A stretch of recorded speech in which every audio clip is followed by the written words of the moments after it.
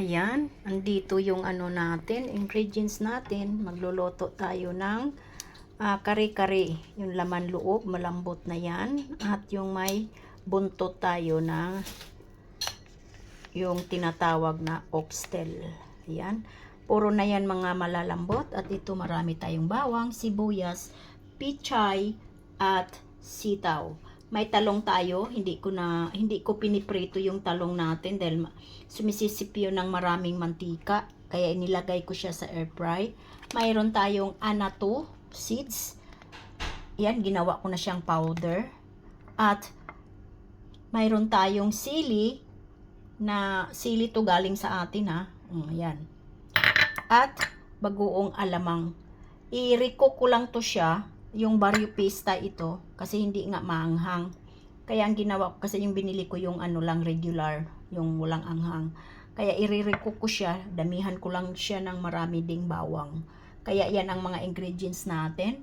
Ayan. At yung talong natin, nandito sa air fryer. Ayan, nandito sa air fryer talong natin. Ayan, nilalagay ko. At ayan, nagumpisa na siyang maluto. Kaysa piprituhin ko pa, 'di ba? Maganda 'to kaysa piprituhin, sisip-sip ng maraming mantika. Kaya yan ang ginagawa ko. At ayan, nakalimutan natin yung peanut butter natin. Ayan. Mayroon tayo. Ayan, nilalagyan na natin ng sili. Ayan yung sili niya. Ayan. At nilagyan ko na rin siya ng suka. Kaya kunting halo.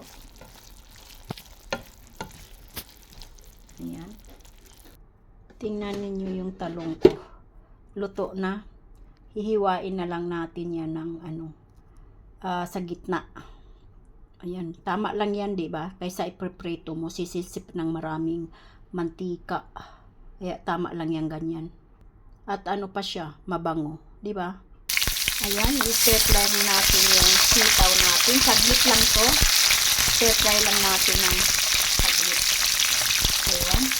Ayan, ayan. Ayan, pinafry din natin yung pichay natin. Stir fry lang ito ha, mga kalanggat ko dyan. Ayan. Ayan na yung mga gulay. Ayan na yung mga gulay natin na stir fry na. At yung talong natin nahiwa na. Ayan, na-slice na natin. Ayan. At yung anito seeds natin, pinakuluan natin ng tubig pero hindi pa rin lumabas yung kulay na kulay niya. Kaya may pangkulay ako dyan. Lalagyan ko na lang ng yellow na kulay. Food coloring, kumbaga. Ayan, mayroon tayong glutinous rice powder, flour. Ayan. Maglagay lang tayo sa frying pan ng 2 kutsara, okay? Ito yung 2 kutsara na glutinous rice powder. I-ano lang natin. Ito yung pampalapot natin sa kare-kare natin. Sasangag siya natin ng lang, mga 5 minutes lang. Kaysa mas mabango daw ito. Kaya subukan natin. Rice powder, pampalapot natin sa kare-kare, maliban sa ating peanut butter. Pero saglit lang ang mo dito. Prito. Ha? Kaya ayan. Hina lang yung apoy dyan. At ayan na. Ready na yung natin. Ready to eat na to. Kahit kanin lang ang ulam mo dyan at pritong talong. Bites na. Papaano na kung ipares mo pa sa kare-kare, di ba? Pwede naman din siya kung mayroon kayong tawag dito, yung corn flour, pwede din ang lapot. Kung wala naman kayong glutinous rice powder. Okay. At ito na yung natin. Ilagay natin sa normal na tubig, hindi yung sabaw sa ilagaan natin ng laman loob at saka yung oxtail, kasi mainit yun, ay magbuo-buo ito. Maganda yung normal na tubig para hindi siya magbuo-buo. Saka natin to siya ibubuhos doon sa ating kare-kare.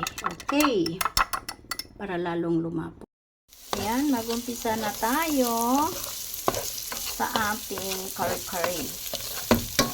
Yan, pinisa natin una yung marami yan, isang ulo ng bawang. Tapos ngayon sibuyas yung sinunod ko. Hintayin lang natin na maging translucent yung kulay. Saka natin ilalagay yung oxtail at saka laman loob. Okay. Ayan, naging translucent na yung sibuyas, kaya ilagay na natin yung oxtail natin at yung laman ng loob. Ayan. Diba? Haluin natin ng haluin. Ayan. Ngayon lalagyan natin ng konting patis. Ayan.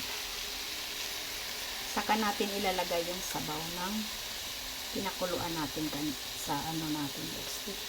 Ngayon lalagyan natin siya ng sabaw. Ito yung sabaw natin. Okay? Lagyan na natin.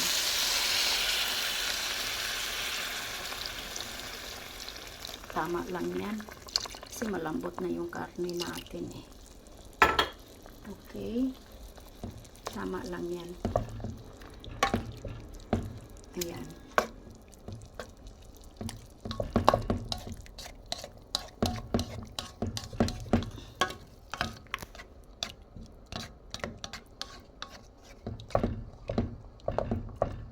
Parang konti lang ata. Iubusin ko na lang yung tubig. Ilalagay na natin yung anato seeds natin.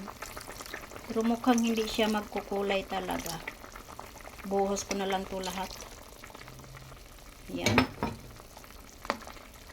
Hindi nga gaanong nagkukulay. Kaya kukulayan ko na lang ito. Lagyan ko na lang siya ng ano mamaya. Yung pangkulay, yung food coloring.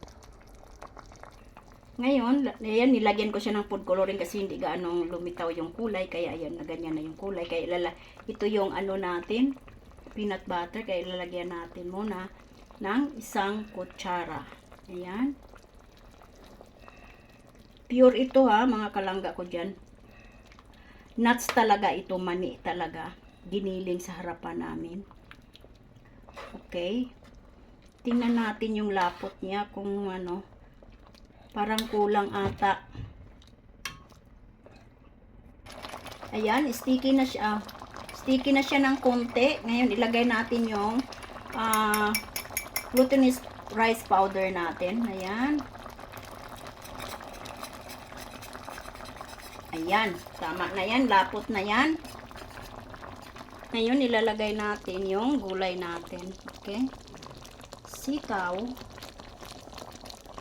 O yan.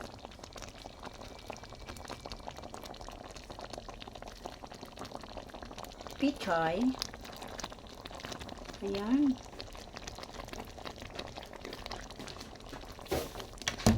At talong.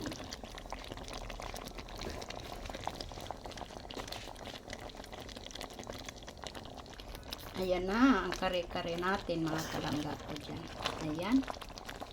Okay. Kaya ayan, ready na ang kare-kare natin. Ready to eat. Ito yung tanghalian namin. Mag-iina. Yung asawa ko ay tapos na silang kumain. Recipe naman nila ang niluluto nila. Ang ulam kinakain nila. Kaya kami mag-ina itong kare-kare. Kaya ayan. Luto na. Kain tayo guys. Ayan. Ang kare-kare natin. Bye-bye at maraming salamat sa inyong lahat. Ingat. God